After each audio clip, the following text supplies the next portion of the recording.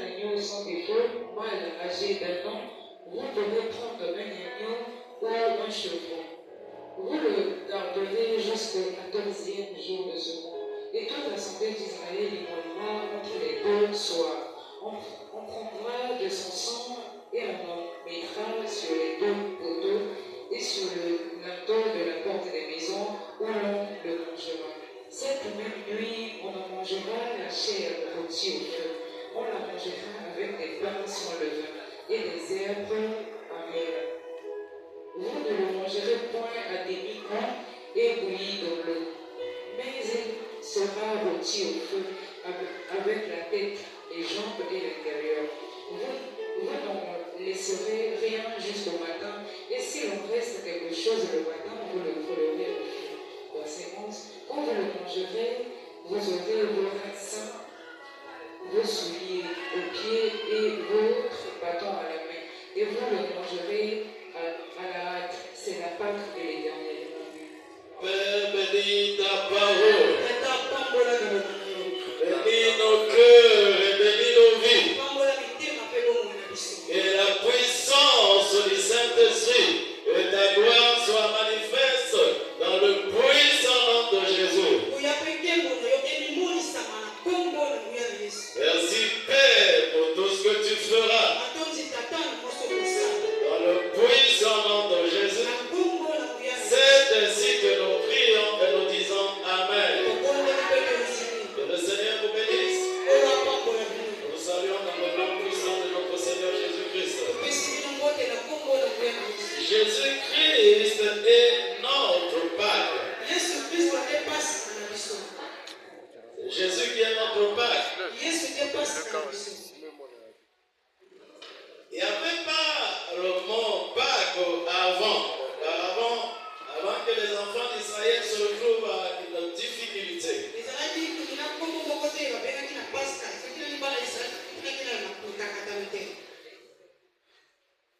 La fête de Pâques veut simplement dire que c'est la délivrance d'un peuple qui était dans la captivité.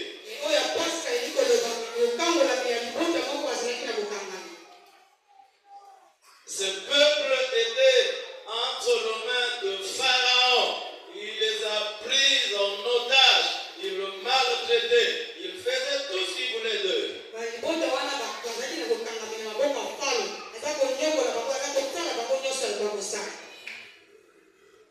Et c'est un peuple qui appartenait à un Dieu créateur.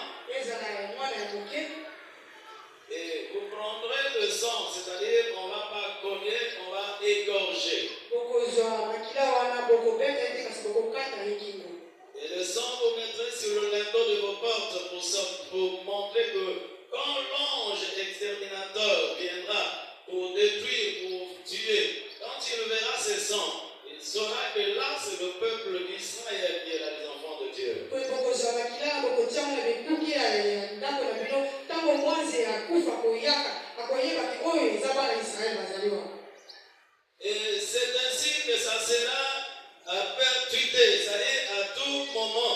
Vous le feriez pour se souvenir de ce qui était passé entre Pharaon et les enfants d'Israël.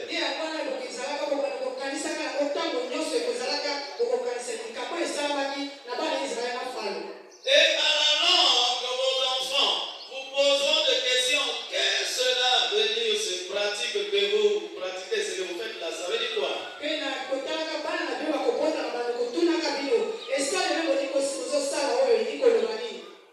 Ils vous poseront la question, qu'est-ce que signifie la fête de Pâques? Vous leur direz, c'est le jour où l'Éternel nous a enlevés dans la douleur, il nous a amenés dans le bonheur.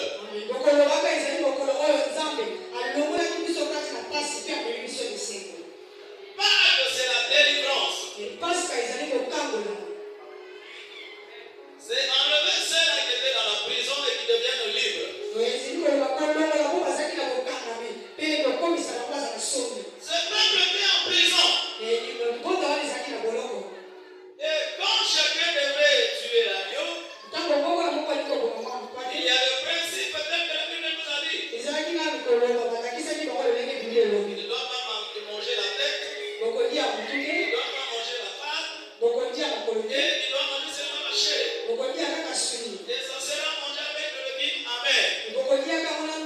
Ça sera rôti, ça ne doit pas être préparé. C'est ce que le peuple d'Israël ont fait. Et dans la nuit pour leur départ, c'était une grande célébration. Les gens étaient en train de louer. Ils étaient en train de danser. Mais je t'ai dit danser, je me suis souvenu de ce jour-là. Ça m'est arrivé encore dans la tête. J'ai dit, oh, je vois les gens être délivrés aujourd'hui dans cette salle. Parce que cette manière de danser, ça montre que la délivrance s'opère dans cette salle à beaucoup de vie. Et je suis en train de voir beaucoup de personnes quitter la prison démoniaque et devenir libres. Et je suis en train de voir beaucoup de changements dans beaucoup de vies. Alors c'est comme ça que vous verrez tout le temps quand cette période-là arrivera. Et ces pratiques, c'est ce que le peuple d'Israël faisait pendant qu'ils étaient en train de sortir. Jésus-Christ a participé, il a fêté aussi la fête de Pâques.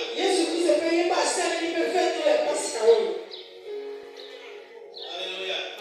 Il était venu trouver ça. Je veux que tu me suives avec l'attention soutenue. Il est venu trouver la fête de Pâques. Pratique, il a trouvé ça. Il n'a pas refusé ça.